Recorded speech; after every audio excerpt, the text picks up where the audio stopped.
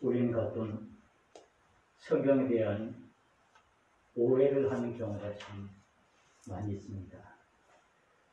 그 이유 중에 하나는 말씀을 전체적으로 보지 못하고 어느 한 부분만 읽고 그것을 내 나름대로 이해하고 해석하기 때문입니다. 보통 사람들은 이 성경을 읽을 때 일반적인 관점에서보다는 주로 주관적인 자기 입장에서 그 성경을 보려고 하는 그런 경우가 있습니다. 성경에 이런 말씀이 있습니다. 하나님은 없다. 하나님은 없다. 아니, 왜 무슨 말이야? 성경에 하나님은 없다라는 말이 있다는 거예요. 그래서 나가서 그래, 성경에 하나님은 없다라고 쓰여있어. 그러니까 하나님은 없어 라고 말할 수 있습니다. 시편 53편 1절에 보면은 어리석은 자는 그의 마음에 이르기를 하나님이 없다 하도다. 그들은 부패하며 가증한 악을 행하며 선을 행하는 자도 없도다. 요 말씀이 있는데 이 말씀 가운데 그 가운데 포함한 하나님은 없다라는 말만 읽고는 그래, 성경에 하나님은 없다라고 이야기하고 있어. 그러니까 하나님은 없다라고 말한다면 그것이 올바른 해석일까요? 아니죠. 그런 대표적인 것 중에 하나가 또 이것입니다. 우리가 너무나 잘 아는 말씀입니다. 우리 신앙인들도 물론 잘 알지만 교회에 나오지 않는 분들도 이 말씀을 잘 알고 있습니다.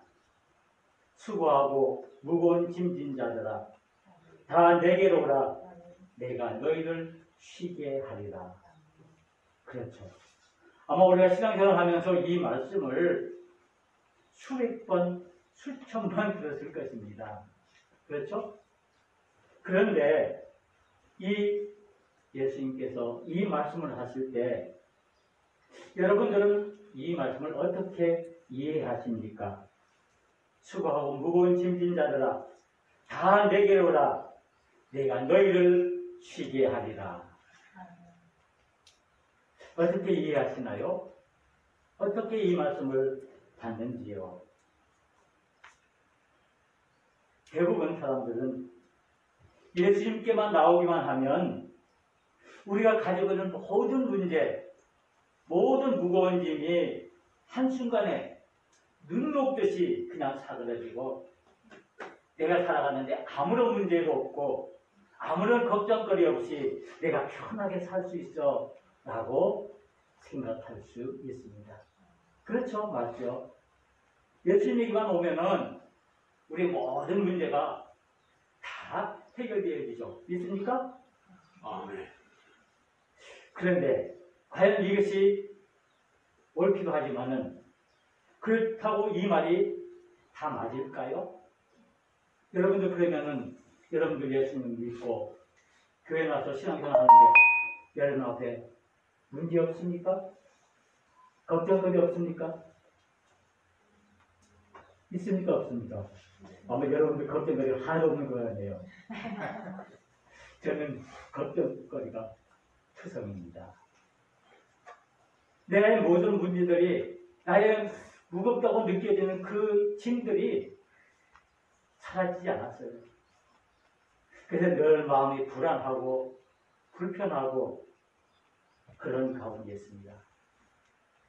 우리가 이 예수님께서 하신 이 말씀을 우리가 잘못 오해하게 되면은 예수님은 단순히 사람들의 모든 문제를 그저 단숨에 해결해주는 어떤 인생 해결사로만 이해할 수 있다는 말씀입니다.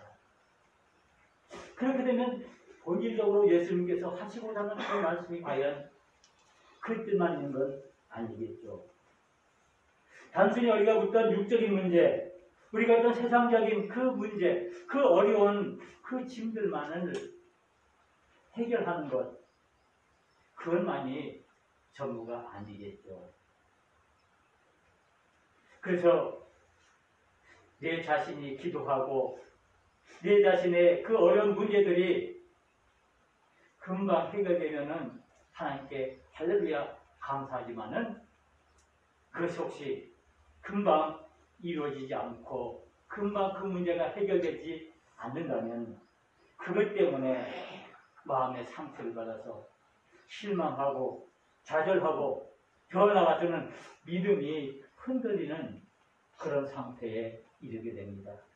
그래서 교회 예배 참석하는 것도 뜸해지고 우리 교회들과 이렇게 교제하는 것도 뜸해지고 그래서 마음에 시험을 받는 경우들이 참 많이 있습니다. 마태복음 11장에 있는 말씀 우리가 보면은 세례 요한이 등장합니다. 세례 요한이 이 땅에 와서 그가 외치는 그 첫 마디는 뭡니까? 회개하라 천국이 가까웠느니라 이었습니다. 하나님 나라를 외치고 그리고 사람들에게 회개를 촉구하는 그런 얘기를 합니다. 예수님 역시 이제 공생애를 처음 시작하시면서 처음 외친 그 말씀이 뭡니까? 회개하라 천국이 가까웠느니라. 결국 예수님께서 외치고 그리고 이 땅에 증거하고 싶은 것은 하나님 나라와 회개의 문제입니다. 그래서 오늘 이 마태복음 11장을 1절부터 쭉 읽어보면은 세례 요한이 그의 하는 그 사역의 내용, 즉 회개를 촉구하는 그런 내용들을 얘기하면서 또 한 가지 그 비유를 설명하고 있는데 그 비유가 우리가 잘 아는 것처럼 어린아이들이 장터에서 놀면서 노는 그 비유를 말씀하고 있습니다. 그래서 이 모습을 보고 오늘의 많은 사람들은 슬픈 즐거운 일을 만나도 즐거워할 줄 모르고 슬픈 일을 만나도 슬퍼할 줄 모른다라고 얘기하면서 잔치 자리에서 노래하지 못하고 장례식장에서 곡하지 못하고 눈물 흘리지 못하는 그런 무감각한 세대를 지적하고 있습니다. 그리고 그 이후에 오늘 본문인 마태복음 11장 20절에서 30절에 있는 말씀을 얘기하고 있습니다. 그런데 중요한 것은 그 말씀 가운데 우리가 잘 아는 수고하고 무거운 짐진 자들아 다 내게로라 내가 너희를 쉬게 하리라. 이 말씀이 어떤 맥락에서 이 이야기를 하고 있는지를 우리는 잘 알아야 한다는 말씀입니다. 우리는 무조건 이 말씀이 우리에게 위로가 되고 우리에게 힘이 되니까 그래 이 말씀만 외우자. 그래서 마태복음 11장 28절에서 30절에 있는 말씀 해가지고는 쭉 외웁니다. 수고하고 무거운 짐진 자들아 내게로 내가 너희를 쉬게 하리라. 그런데 이 말씀이 왜 어떤 상황 속에서 얘기되어 있는가? 그것을 모르면은 이 말에 대한, 이 예수님의 말씀에 대한 진정한 이해를 할 수가 없고, 우리는 앞에서 말씀드린 것처럼 오해하고, 단순히 예수님께서 우리 모든 세상적인 문제, 육적인 문제, 내가 어려운 문제, 고통스러운 문제 다 해결해주는 그런 해결사로만 우리가 오해할 수 있게 되는 것입니다. 그래서 우리가 먼저 이 수고하고 무거운 짐진 자들아 하는 이 예수의 말씀을 이해해서는 먼저 이 마태복음 11장에 있는 전체적인 내용을 우리가 이해할 때 그리고 그 말씀에 대한 결론적으로 예수님께서 이 오늘 이 쉼에 대한 말씀을 하고 있다는 것입니다. 그래서 우리는 단순히 이 수고하고 무거운 짐진 자들아 다 내게로 오라. 그저 예수님 우리에게 단순한 쉼을 주기 위해서 오셨다는 것으로만 이해할 것이 아니라 이 세례 요한과 예수님이 외치신 회개하라 천국이 가까우느니라 하나님의 나라와 이 죄의 문제를 우리가 짚고 넘어가야 진정으로 예수님께서 왜 우리에게 이 마태복음 11장 28절에서 30절에 있는 말씀을 우리에게 주셨는가를 우리는 더 정확하게 깨달을 수가 있습니다. 우리는 세례 요한이 죄의 문제에 대해서 말씀하고 있습니다. 회개하라는 게 뭡니까? 회개하라. 뭘 회개하라는 겁니까? 너희들이 가지고 있는 죄를 회개하라는 것입니다. 죄의 문제에 대해서 이 세례 요한이 지적하고 있습니다. 이 세상에 있는 그 죄의 문제를 해결하기 위해서 이 죄의 문제를 지적하고 있는데, 결국 우리가 신앙생활을 하면서 구원의 문제를 얘기하려면 어떤 문제부터 우리가 접근해야 됩니까? 무조건 우리가 구원만을 외칠 수 없잖아요. 우리가 무조건 하나님은 구원이시다라고만 말할 수는 없잖아요. 그 구원을 말하기 위해서는 먼저 우리가 이야기하고 해결돼야 할 문제가 있는데, 바로 그것이 죄의 문제입니다. 그러면 그 죄의 문제를 어떻게 해야 되는가? 죄는 이런 것이고 이런 것이고, 죄의 종류를 나열하는 게 그게 중요한 것이 아니라 그 죄의 문제를 해결하는 것이 바로 뭡니까? 회개라는 것입니다. 회개를 통해서 죄의 문제를 해결함으로 말미암아 그로 인해서 우리가 진정한 구원의 그 길로 우리가 들어갈 수 있음을 말씀하고 있습니다. 그래서 결국 이 마태복음 11장에 있는 말씀은 죄에 대한 얘기를 하시면서, 그리고 더 나아가서 어떤 얘기를 하냐면 그 죄로 인한 심판을 얘기하고 있습니다. 그 죄를 지은 사람은, 죄를 지은 그 백성들은 하나님의 심판 앞에 놓일 수밖에 없다라고 얘기를 하고 있습니다. 그래서 이 마태복음 11장에서 회개의 문제, 죄의 문제, 그리고 심판에 대한 문제, 그리고 결국 이제 이 마지막 부분에 와서는 구원의 문제를 다루고 있습니다. 그래서 이 마태복음 11장을 크게 우리가 보면은 죄, 회개의 문제, 하나님의 심판의 문제, 그리고 마지막으로 하나님의 구원, 즉 쉼에 대한 얘기를 하고 있습니다. 이 맥락을 우리가 서로 연결해서 우리가 이 말씀을 볼 때, 아, 예수님께서 왜 우리에게 수고하고 무거운 짐진 자들아 다 내게로 오라라고 얘기하셨는가를 우리가 정확하게 알 수 있습니다. 그래서 이 마태복음 11장을 통해서는 예수님께서 이 땅에 오신 목적이 무엇인고, 그 예수님을 통해서 하나님께서 이루시고자 하는 그 하나님의 구원의 섭리가, 구원의 뜻이 무엇인가를 우리에게 말씀해 주고 있습니다.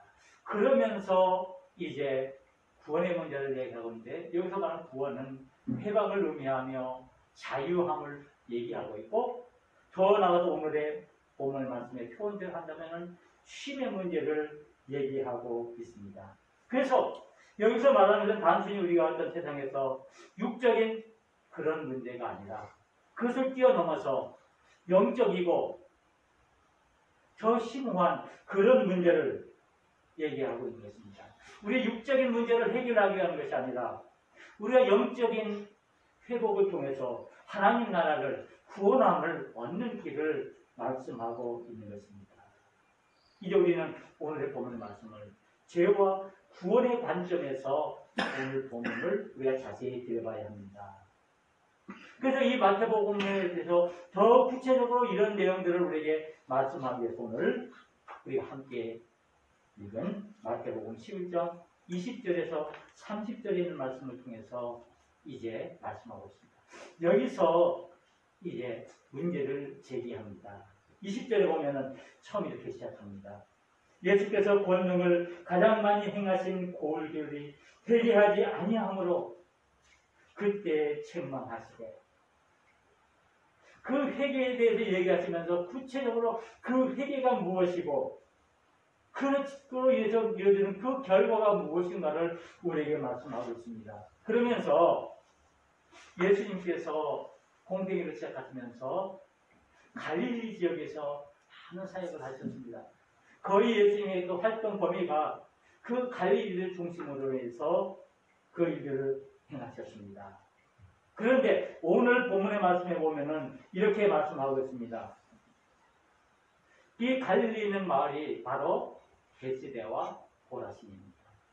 그래서 베스다야, 고라신아, 내가 이 곳에서 많은 예수님의 권능들을 보였는데 너희가 그것을 보고도 아무런 감각이 없고 너희들의 죄에 대해서 아무런 죄책감 없어 회개하라는 모습, 너희들에게 책망이 있을 것이다. 너에게 화가 있을 것이다. 다시 바꿔 말한다면 너에게 심판이 있을 것이다. 왜?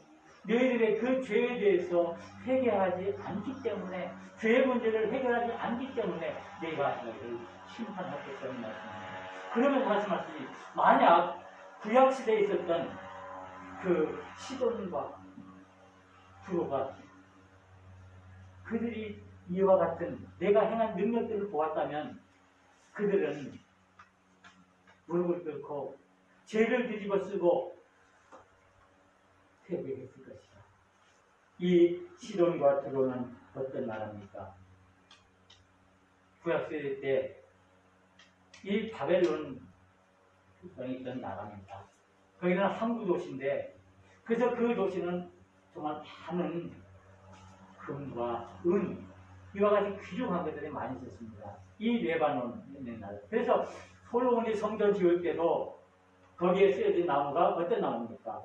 백향목 나무인데, 그 백향목이 어떤 나무냐면 이 레바논에서 나는 겁니다. 레바논에서 갔다가 그래서 금도 가져오고 은도 가져오고, 그래서 그쪽으로 성전을 꾸미는데, 그만큼 이 두로와 시돈은 부자 나라고 화려한 나라입니다. 그런데 이 나라가 하나님의 심판을 받았습니다. 그래서 에스겔 1장에서 28절에 있는 말씀 보면은 이 시돈과 두로가 하나님의 심판을 받는 그 예언을 이 에스겔이 하는데, 왜 그들이 이제 하나님의 심판을 받는가 하면은 그 왕들이 너무나 부자고 너무나 그 나라가 부강해지니까 세상에서 두려울 것이 없는데, 그래서 심지어 이 두 왕은 나에게 신이다, 내가 하나님이다, 그래서 하나님을 멀리하고 우상을 숭배하고 내 자신을 섬겨하라고 얘기하는 그런 교만에 빠진 그런 나라였습니다. 그래서 하나님께서는 이 교만을 보시고 이 죄악을 보시고 하나님께서 두로와 시돈을 멸망시키셨습니다. 그래서 오늘 말씀에 이 두로와 시돈을 비유하면서 오늘 너희들이 살고 있는 베세다와 이 너희 살고 있는 이 지역에서 정말 하나님께 회개하지 않는다면 너희들 심판으로 위한 진리할 것이라고 얘기하고 있는 것입니다. 그러면서 더 나가서 가버나움에게도 이렇게 경고하고 있습니다.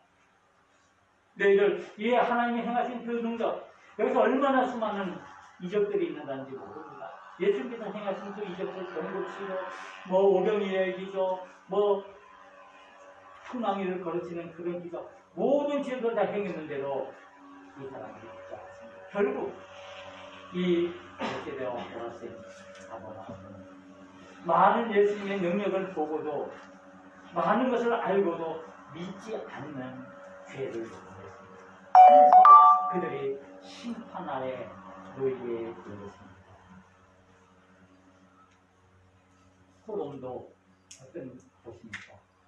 성적으로 타락해서 하나님의 유황불로 멸망당한 그런 것입니다.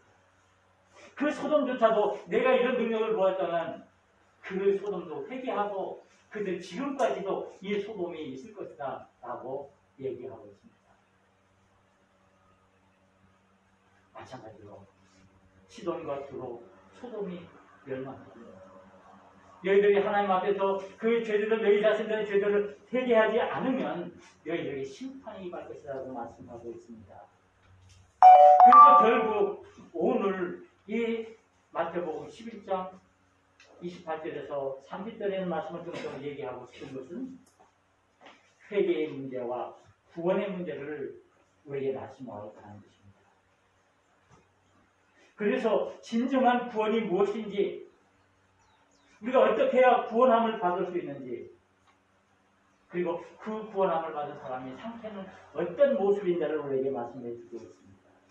그러면서 우리가 예수님께서 쉼을 말씀하고 있습니다.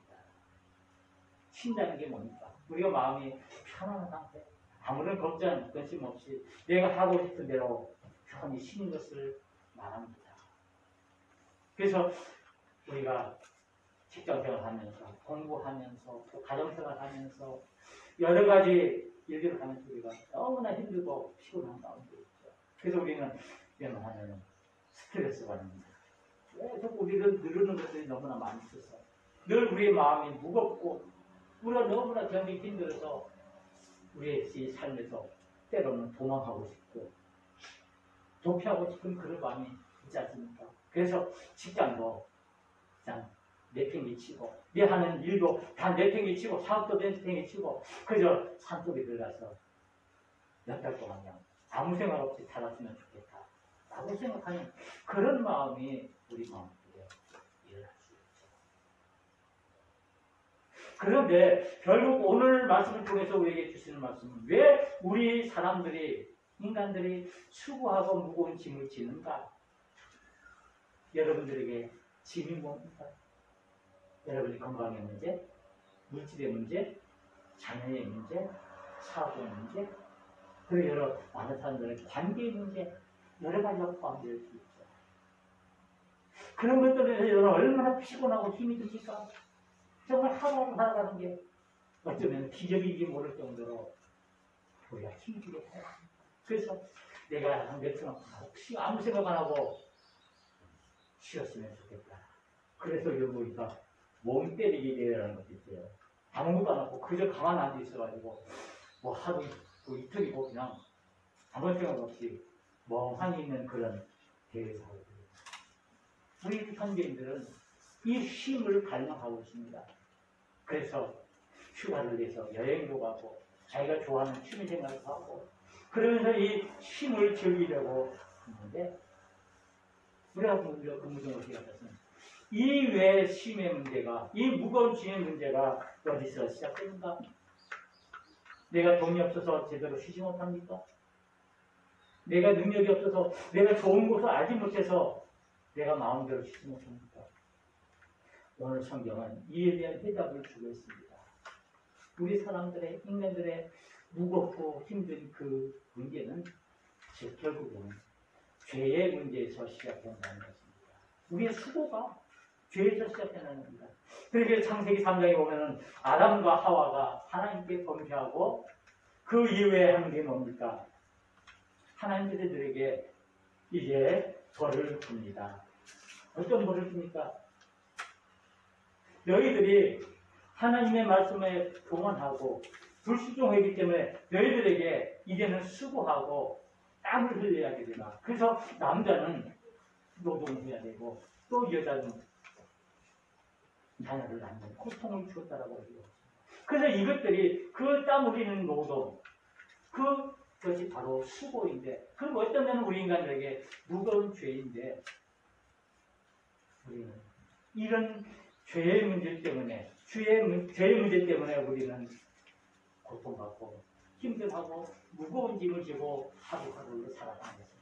여러분들을 힘들게 하고 무겁게 하는 것은 어떤 세상적인 물질적인 문제, 건강의 문제, 자녀의 문제, 그것들을 뛰어넘어서 더 근본적으로 이 죄의 문제가 우리가 온전히 해결되지 않았기 때문에 우리가 고통 속에서 쉼없이 우리가 살아가는 것입니다. 그래서 우리 예수님께서 그런 우리를 향해서 수고하고 무거운 짐진 자들 상대에게 보다 너희 세상의 여러 가지 건강의 문제, 물질의 문제, 자녀의 문제, 어떤 관계의 문제, 사회의 문제, 그것들 가지고 내게 뭐라고 하는 것이라고. 너의 죄의 문제를 가지고 내한테 왔다. 그래서 결국 예수님께서 그 쉼을 얘기하고 있는데 그 진정한 쉼은 우리가 육체적으로 우리의 쉼을 하는 것, 세상적인 쉼을 얘기하는 것이 아니다. 예수님께서 말하는 쉼은 영적인 쉼입니다. 세상적인 그 쉼은 소유, 내가 무엇을 갖고, 내가 무엇을 하고, 내가 어디를 가고, 내가 무엇을 먹고 하는 것이, 맛있는 것을 먹는 것이 쉼이라면은 예수님께서 말하는 쉼은 그런 쉼이 아니라 관계의 쉼을 말씀하고 있습니다. 즉, 존재의 쉼입니다. 내가 누구와 관계를 맺고 있느냐에 따라서 우리가 진정한 삶을 누릴 수 있느냐 없느냐를 얘기하고 있다는 것입니다. 그래서 예수님도 내 안에 거하는 것, 예수 안에 거하는 것이 참된 쉼의 시작이라는 것입니다. 여러분들 진정한 쉼을 원하십니까? 너무나 피곤하고 힘들고 이 무거운 짐을 다 버려두고 내가 정말 마음 편하게 내가 지내고 싶습니까? 그렇게 해서 우리가 어떻게 해야겠습니까? 내가 해외에 여행 가고 그래서 맛있는 거 사 먹고 그래서 좋은 거 보고 그래서 좋은 사람들하고 내가 어울려서 마음껏 웃고 떠들면 우리가 진정한 쉼을 쉴 수 있습니까? 그럴 수 있죠. 그런데 그것은 일시적이라는 것입니다. 순간적입니다. 그것을 누리고 그것을 갖고 있을 때는 내가 쉬는 것 같지만 그것이 떠나버릴 때는 더 허전하고 더 힘들 수가 있습니다. 그래서 예수님께서 수고하고 무거운 짐진 자들아 다 내게로 오라 내가 너희를 쉬게 하리라 하는 이 말씀은 너는 진정한 삶을 누리기 위해서는 너희는 올바른 하나님과의 관계를 그러면서 예수님께서 하시는 말씀이 무엇입니까? 예수님께서 하시는 말씀 결국 나는 마음이 온유하고 겸손하니 나의 멍에를 메고 내게 배우라. 그리하면 너희 마음이 쉼을 얻으리니 너는 나의 멍에를 메고 내게 배우라라는 것입니다. 좋은 데 여행 가고 맛있는 거 사 먹고 좋은 친구 사귀라는 것이 아니라 예수님의 멍에를 매는 것입니다. 예수님의 멍에가 뭡니까? 예수님의 십자가를 드립니다. 예수님의 십자가입니다. 고통이고 아픔이고 이 예수님의 십자가에 우리가 동참할 때 그 예수님과 함께 동행하고 그 예수님 안에 계실 때 우리는 진정한 힘을 누릴 수가 있고 진정한 평화를 누릴 수 있다는 말씀입니다. 그래서 예수님께서 우리에게 간곡히 말씀하십니다.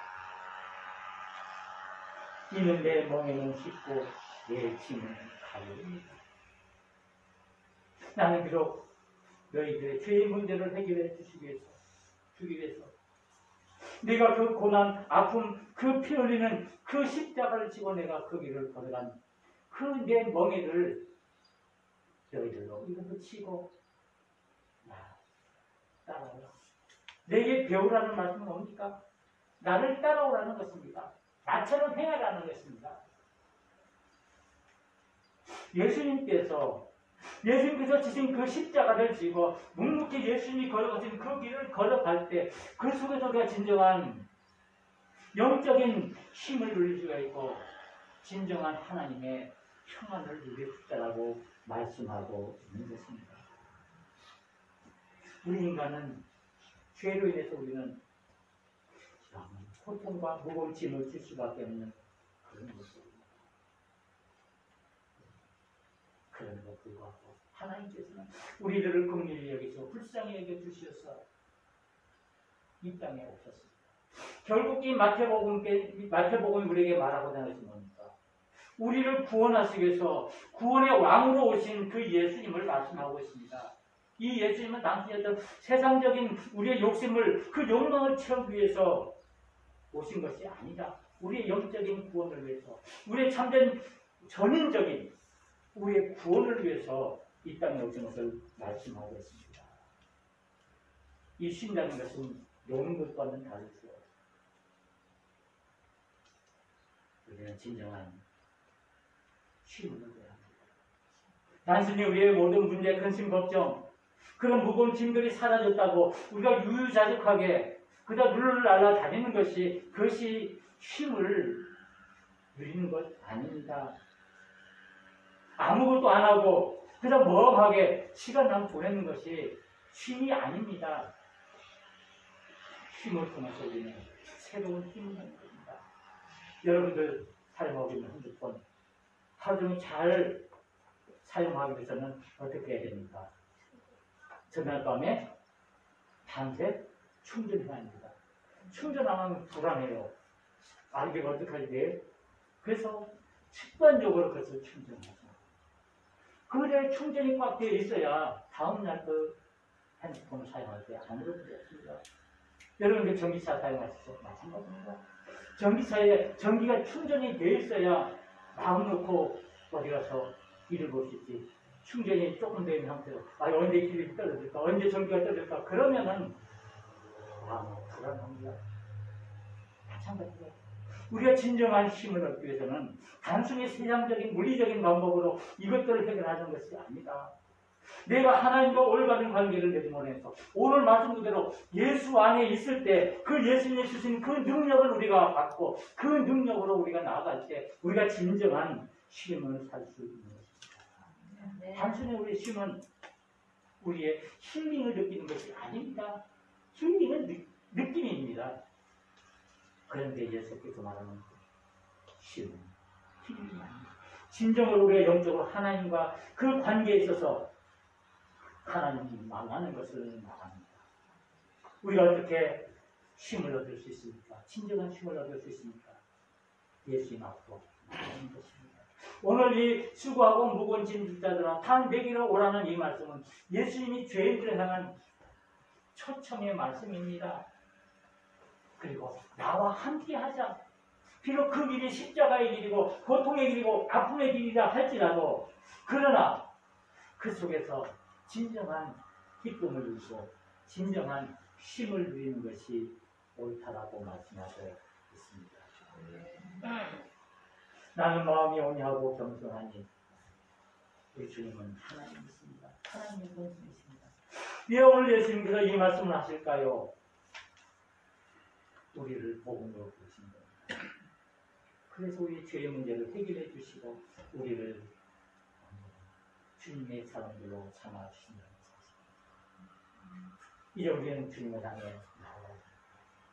그리고 진정한 쉼을 얻어야 합니다.